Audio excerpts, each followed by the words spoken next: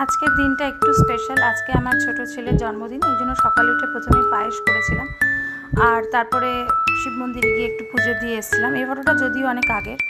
আর বাবা একটু আশীর্বাদ করেছিল, কারণ জন্মদিনের দিন সব বড়দের আশীর্বাদের খুব প্রয়োজন হয় ছোটদের, যাতে তারা সুস্থ, ভালো এবং আনন্দের সঙ্গে বড় হয়। তো সেই জন্য এই ছবিগুলো, ভিডিওগুলো আমি এখানে অ্যাড করেছি, যেখানে ওর বাবা, তারপরে আমার মা, আমার দিদিভাই এসেছিলো ওকে আশীর্বাদ করতে। পরের দিন আমাদের আসল মেইন প্রোগ্রাম, মানে ওর বন্ধুবান্ধব সবাই এসেছিলো, কিন্তু আগের দিন মা এসে ওকে আশীর্বাদ করে দিয়ে গেছিলো, কারণ মার পক্ষে দ্বিতীয়বার আবার আসা সম্ভব নয়, এখন আর হয়ে ওঠে না। তো সেই কারণে মা ওই দিন এসে আশীর্বাদ করে যায় ওকে ভালো করে।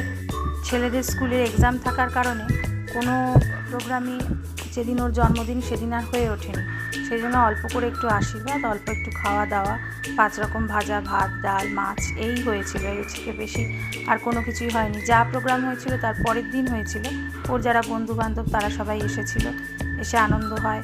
ওর ঠাকুমা, ঠাকুরদা সবাই পরের দিনই এসেছিল, যেহেতু ওর পরীক্ষা চলছে, তার সঙ্গে আমার বড় ছেলেরও পরীক্ষা শুরু হয়েছে, সেই কারণে। আমার দিদিভাইও এসেছিল, দিদিভাই 2 ছেলেকে আশীর্বাদ করে একটুখানি পায়েস খাইয়েছিল আমার ছোট ছেলেটাকে।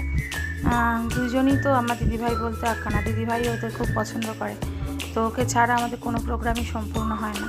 যাই হোক, সবাই এক জায়গায় হয়েছিল।